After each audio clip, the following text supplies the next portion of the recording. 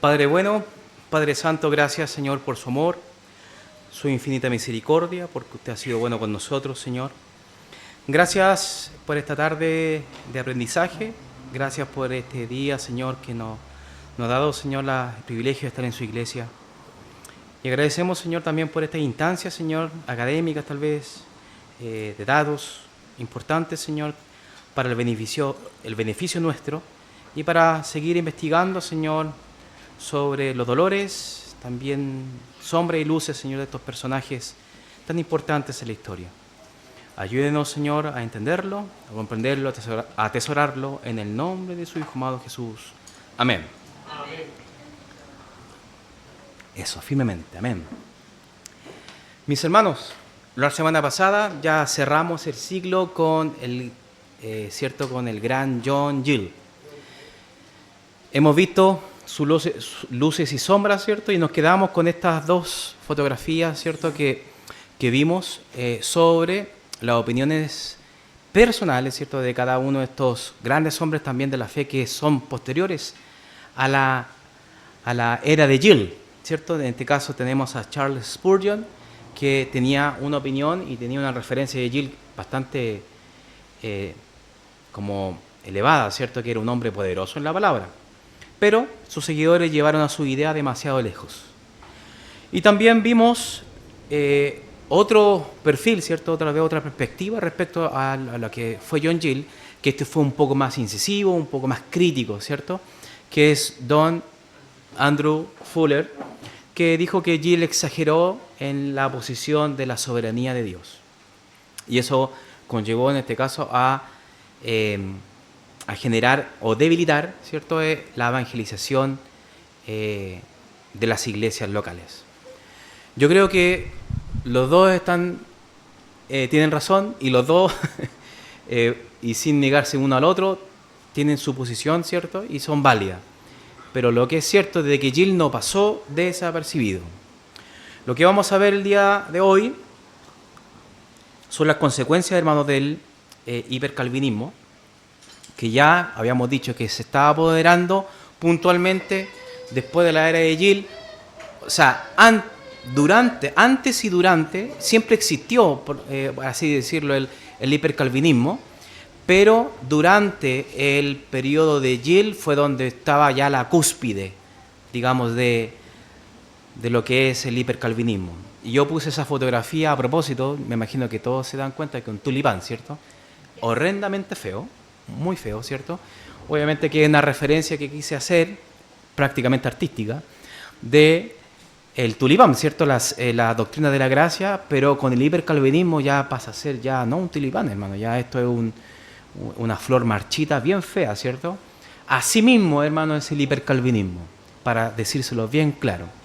Nosotros estamos totalmente en contra de todo movimiento hipercalvinista, que en realidad algunos le dicen un anticalvinismo, o un no calvinismo, en estricto rigor, ¿cierto? Pero que el hipercalvinismo ha generado bastante, hoy en día ha generado bastantes dolores a la iglesia, y en ese tiempo lo hizo y lo seguirá haciendo, ¿cierto? Pero bueno, hubo iglesias bautistas reformadas en Inglaterra que experimentaron un declive significativo y en algunos casos, hermano, debido a la influencia del hipercalvinismo.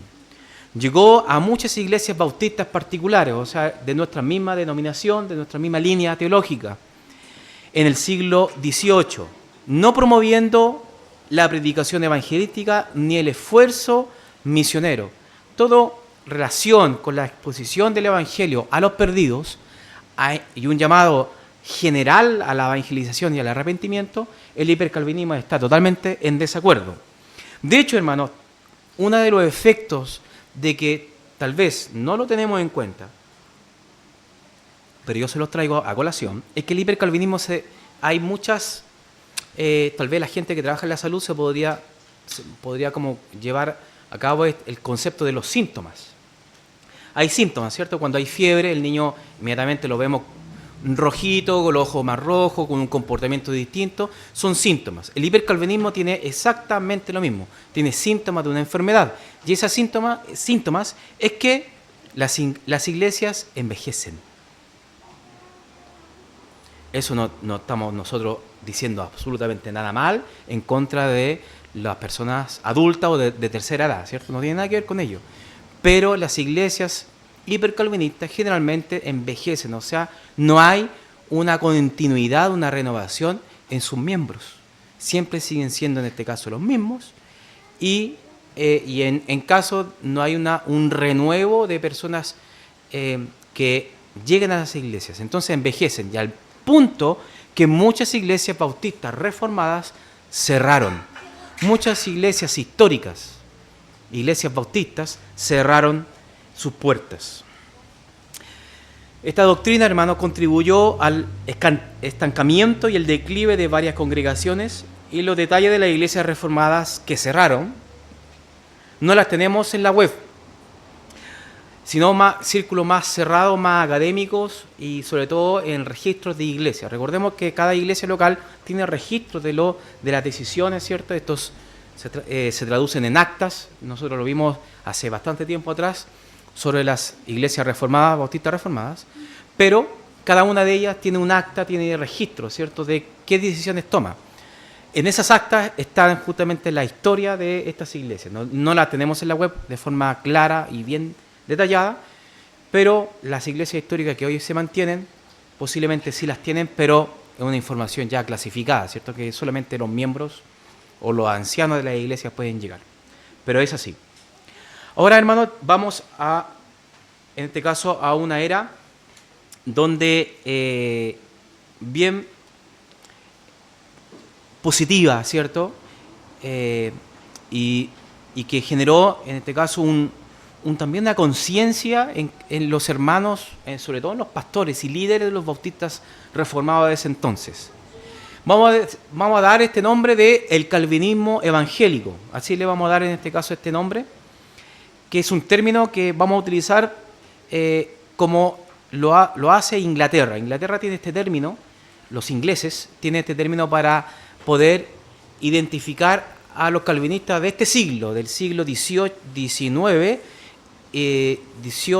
XIX y XX, los calvinistas evangélicos, que en realidad se podría decir que simplemente es un calvinismo clásico, pero para distinguirlo del hipercalvinismo, que tomó bastante fuerza en varias iglesias, se le da el nombre de el calvinismo evangélico.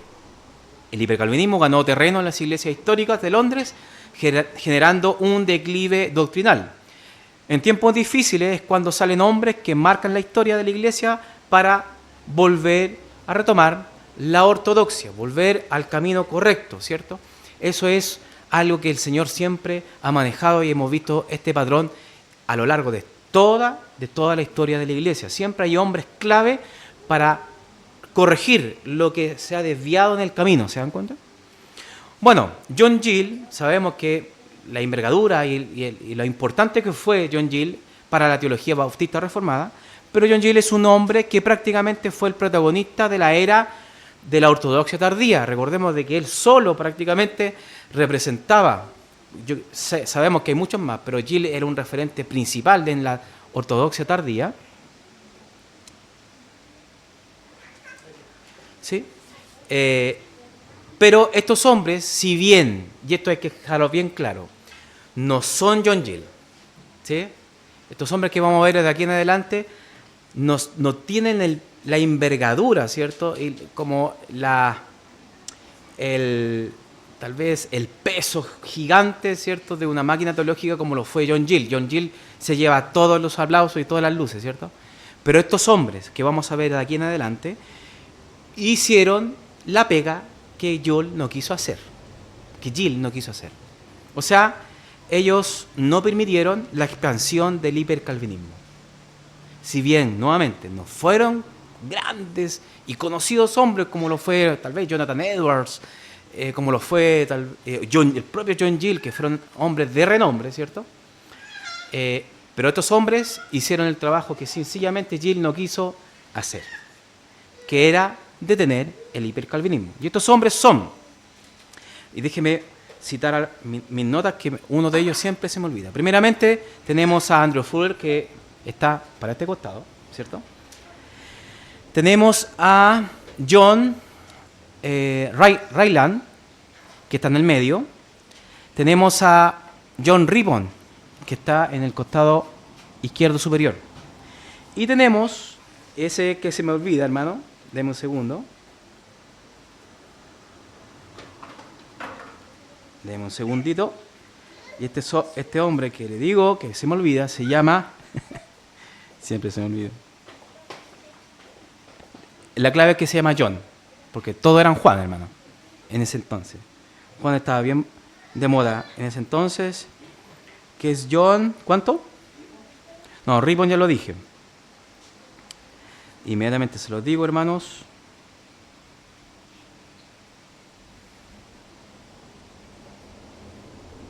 Por aquí está. No quiero utilizar una técnica, ya me voy a acordar. No, porque no me voy a acordar, hermano. Esta es William. No. Es conversión.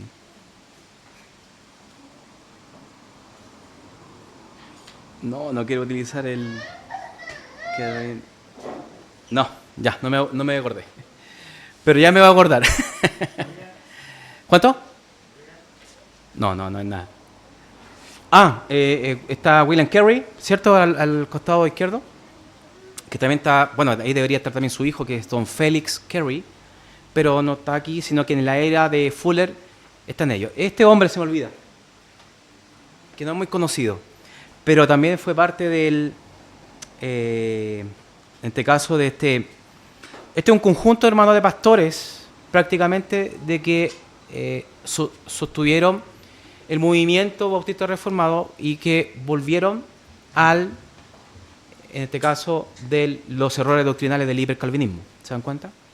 Pero ya por aquí va a aparecer en cualquier momento, se lo voy a decir. Pero Don Fuller, ¿cierto? Ya lo habíamos visto, Andrew Fuller es más conocido.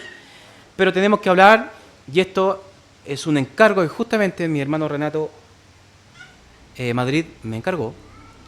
Y yo tengo que ser honesto, yo no quise nombrar a este hombre que vamos a nombrar ahora. Pero mi hermano me pedía que pudiésemos verlo porque era importante. Pero como yo venía encandilado de John Gill, hermano, no veía la importancia, tal vez, de John Ribbon. Pero le voy a hacer caso a mi hermano y efectivamente, durante la semana lo estuve analizando y efectivamente tenía toda la razón mi hermano Rena. Porque John Ribbon, hermano, fue un hombre que también marcó una era y sobre todo en esta era tan angustiada por el hipercalvinismo. Ribbon pastoreó 63 años, hermanos, en el Tabernáculo Metropolitano. De hecho, por él, el Tabernáculo Metropolitano de Londres se llama así Tabernáculo Metropolitano, porque él justamente hizo esa transición de nombre en la iglesia local. Ribbon fue sucesor de John Gill. Tenía una carga, hermano, que llevar en sus hombros bastante severa. Ribbon fue como editor y líder del tabernáculo y tuvo una relación cercana con los líderes de Fuller, John Ryland Jr. y Don William Carey, junto con Fuller, ¿no? Defendió el calvinismo evangélico, o sea, en esta época el calvinismo evangélico es el calvinismo clásico, evitando caer en el hipercalvinismo que afectaba a otros bautistas particulares y que estaba haciendo estragos dentro de las iglesias bautistas. Promovió la libre oferta del evangelio, en línea con Andrew Fuller y en oposición a la idea de que solo los elegidos debían escuchar la predicación del evangelio. Se oponía bastante a este punto y este era el problema. Y recordemos que el hipercalvinismo se opone a la libre oferta del evangelio, que eso es una de las características principales del hipercalvinismo, de que no le gusta predicar el evangelio. Por esa razón envejecen las iglesias. Bueno, su contribución histórica yo creo que es tremendo. Yo creo que obviamente que Gill se lleva prácticamente todas las luces, como habíamos dicho, pero Ribbon, si no fuese por la contribución de él, nunca hubiésemos sabido de que hubo un John Gill. Nunca hubiésemos sabido de que algo estaba pasando en esa época. Entonces, se conoce más como un pastor historiador, que lo que contribuyó él es justamente una ayuda a recopilar documentos históricos para disponibilizarlos a las generaciones posteriores. ¿Se dan cuenta? Un hombre muy estudioso, un hombre recolector, ¿cierto? Un amante de los libros, y que él justamente contribuyó en eso, y gracias a él podemos saber de la vida y obra de John Gill. Si no, sería totalmente difícil, porque Gill lo único que peleaba él era cosas doctrinales y nunca de su vida personal, ni menos pastoral. Bueno, publicó en una edición de la Confesión de Fe Bautista en 1689, promoviendo la teología reformada entre los bautistas de su época. Recordemos que el hipercalvinismo estaba en la fama, ¿sí? Era lo que dominaba las iglesias reformadas históricas de ese entonces.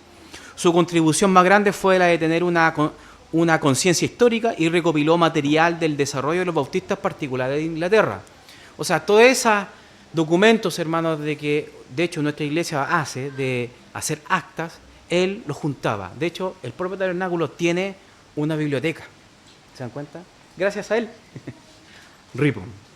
Entonces, es bastante la contribución que hizo este hombre. The Baptist Annual Register, una publicación que documentaba el desarrollo del movimiento bautista, reformado por cierto, incluyendo biografía de líderes, informes misioneros y eventos denominacionales. Entonces, gracias a él tenemos estos datos, justamente del siglo XVIII, de que, y gracias a Dios, hermano, el Señor en su soberanía, no sé si usted sabía, pero el tabernáculo se incendió. Posterior, en la época de Charles Spurgeon. Entonces, hay bastantes cosas que se perdieron, pero gracias al Señor que no todo, ¿sí? Entonces, pero a causa de Ripon fue el responsable de esta obra. Fue uno de los principales promotores de la identidad bautista reformada, asegurando que la nueva generación conociera las raíces doctrinales, hermanos. ¿Se dan cuenta?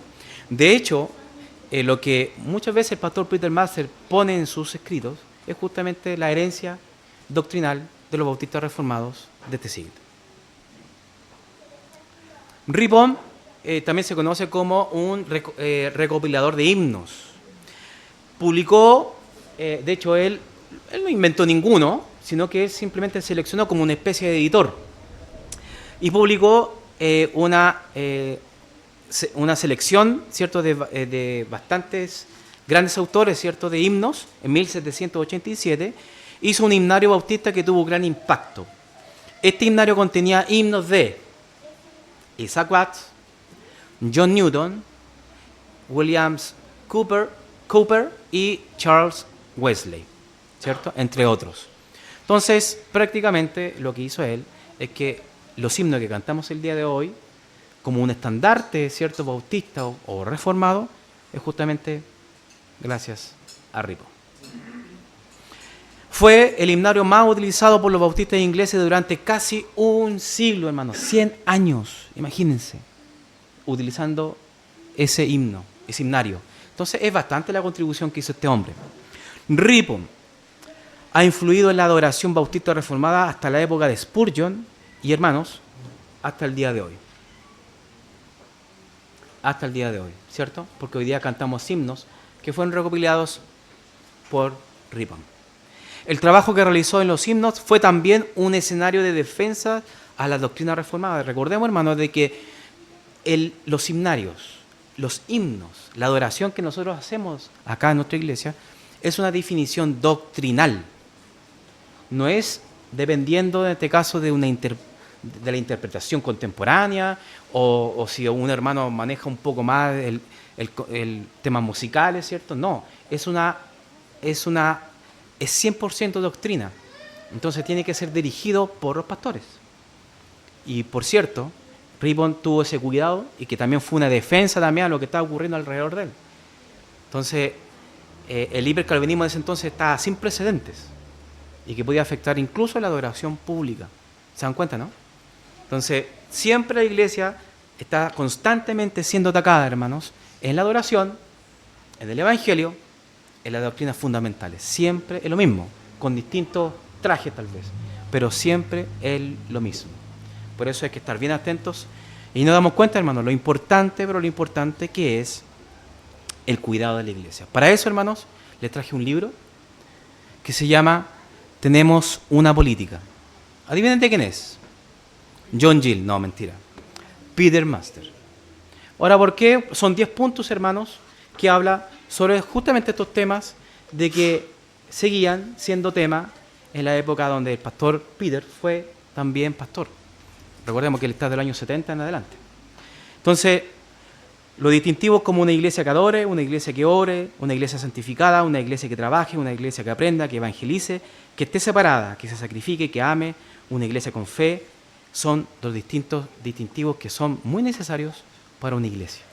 ¿Se dan cuenta? Entonces, la adoración es totalmente relevante y una doctrina que siempre, históricamente, los bautistas reformados han guardado y cuidado. Vamos con Fuller inmediatamente. Fuller, ya nos ponemos ya de lleno en la vida de él, ¿cierto?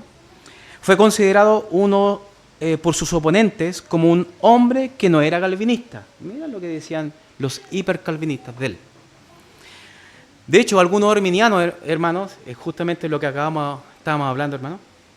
Algunos arminianos lo consideran como un héroe anticalvinista, y no era así, hermano. A Fuller se le daba esta categoría, no sé, pues, tan viciosa, ¿cierto? Pero en realidad estaban totalmente equivocados porque no entendían cuál era la postura realmente de un calvinista histórico.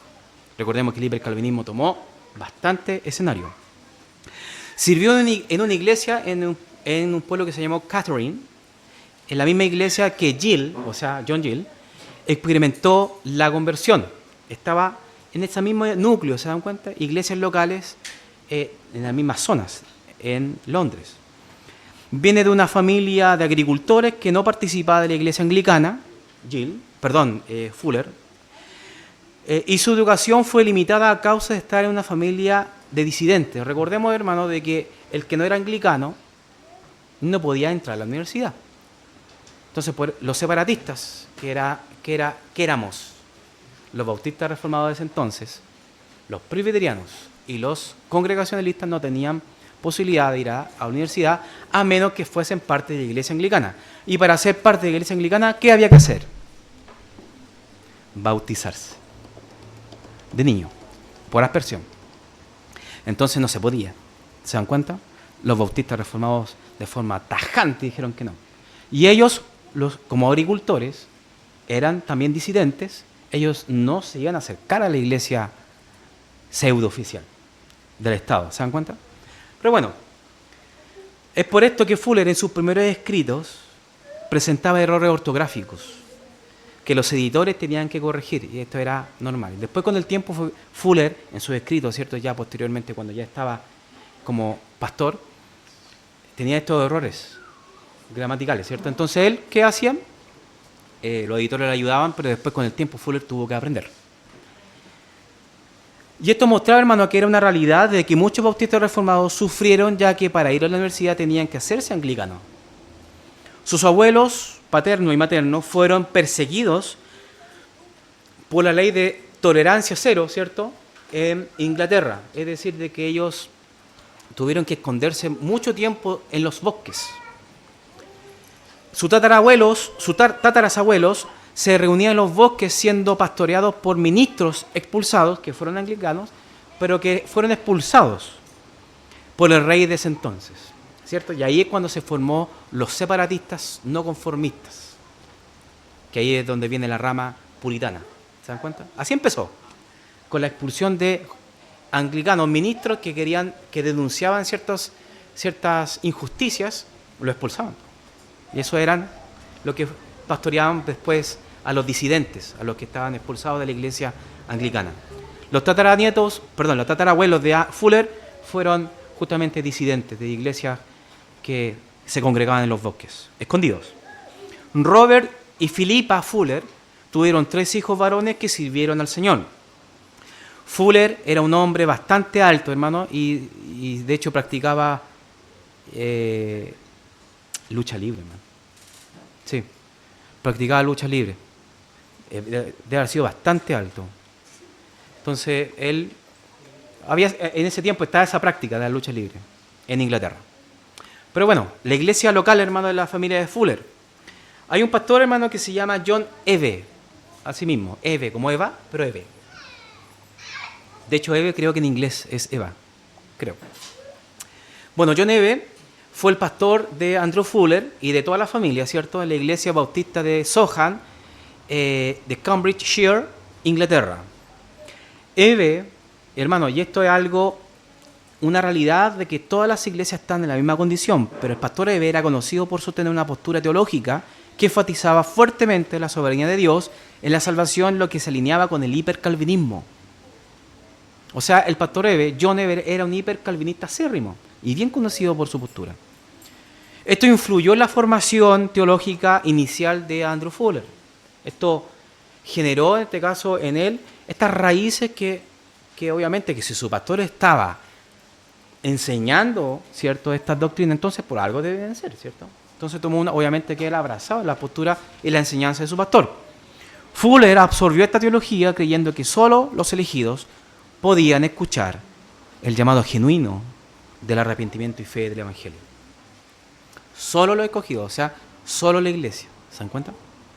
El pastor Eve no los invitó nunca, hermanos, a Cristo en arrepentimiento. O sea, de lo que nosotros tenemos, hermanos, acá en nuestra iglesia local, de tener cultos evangelísticos dedicados 100% al Evangelio y hacer un llamado al arrepentimiento, eso jamás, de los jamases, Fuller lo escuchó en su infancia. Ni siquiera en su adolescencia. ¿Se dan cuenta? Entonces, ¿es una bendición tener estos cultos? Amén. Y que muchos de ellos, bautistas particulares, bautistas reformados de ese entonces, no tenían ese privilegio. El pastor Eve no creía que los no escogidos tenían la responsabilidad de responder al Evangelio, entonces no se predicaba simplemente. Bueno, la conversión de Fuller es un proceso de conversión que fue a los 14 años y él empezó netamente a pensar en su futuro. Fue compungido por el pecado, ¿cierto? Porque quería disfrutar su juventud con otros jóvenes de su misma edad. Pero no podía resistir la gracia del Señor que lo llamaba. En una ocasión sus amigos cantaron canciones vanas, ¿cierto? Posiblemente no himnos, sino que mundanas, ¿cierto? Del barrio, ¿cierto? Y él se sintió avergonzado de ser partícipe de eso. Sus amigos no eran cristianos. Y en su proceso llegó el material de lectura que iba a ayudar, ¿cierto?, al entendimiento del Evangelio, que uno de ellos, El progreso del peregrino, y el otro, La gracia abundante, pero los dos libros son de John Bunyan, ¿cierto? John Bunyan. Lloraba pensando en la doctrina de la salvación, convencido de que sus convicciones eran una evidencia de salvación, pero a pesar de las experiencias, veía que su corazón estaba endurecido. A los 15 años vio su flaqueza y que la obra del Señor era perfecta. Recordó las palabras de Job cuando dijo: «He aquí, aunque me matare, en él esperaré». Atraído por su gracia, fue perdonado y tuvo paz con Dios. Antes respetaba a los hermanos de la iglesia. Antes los tenía en estima simplemente. Pero luego de su real conversión, hermanos, ahora los amaba en ese entonces de forma muy intensa y buscaba hermanos en distintos pueblos para tener comunión con los hermanos. Fue persuadido, hermano, y esto es algo que todos tal vez algún día lo vimos. A los 16 años él presenció un bautismo y se cumple lo que nosotros siempre hemos dicho respecto a las ordenanzas. Las ordenanzas del Señor son prácticamente una proclamación propia del Evangelio. Es una predicación misma, el mismo acto, sin palabras tal vez. Pero el hecho del bautismo y de la cena son actos, ¿cierto? Son ordenanzas que nosotros podemos ver que está intrínsecamente el Evangelio en medio. Entonces fue conmovido. Y un mes después de ver este bautismo, se bautizó y fue partícipe como miembro de la iglesia local. Habían iglesias en ese entonces de que eran de membresía abierta. El que se bautizaba era miembro de la iglesia. Hay otras iglesias que son como esta, en este caso una membresía cerrada que se bautiza, pero no necesariamente va a ser miembro, pero ya está, en este caso, con el bautismo regulado, ¿cierto? Pero es así, habían libertades en ciertas iglesias respecto a la membresía, pero vemos que Fuller tuvo un antes y un después, justamente a los 16 años de edad. Fue convencido por sus pecados y tuvo un antes y un después que pasó de muerte y pasó a vida. Ahora, en medio de esta situación, hermano, es donde Fuller creció, en medio del corazón del hipercalvinismo. ¿Se dan cuenta? Entonces, podemos ver, hermanos, en la vida de Fuller, que el Evangelio era muy, pero muy necesario. Y nosotros vemos también en nuestra iglesia local lo importante y lo urgente que es el Evangelio. Por eso nuestro pastor siempre nos invita, hermanos, a predicar el Evangelio. Y también por esa razón también nuestra iglesia tiene un culto dedicado también al evangelismo. Con este propósito de no caer en estos errores, hermanos, doctrinales. Porque a la hora de que lleguemos al punto de no predicar el Evangelio, hermano, estamos siendo hipercalvinistas. Y eso es un indicio de que algo está sucediendo y que hay que remediar. Muchas iglesias cerraron, imagínense, hermano, cerraron a causa del hipercalvinismo. Entonces, el hipercalvinismo no es un tema trivial, no es un tema de opinión personal, sino que es un tema que atenta a las Escrituras. De hecho, se aleja de la ortodoxia. ¿Correcto? Amén, mis hermanos. ¿Dudas, consultas, preguntas?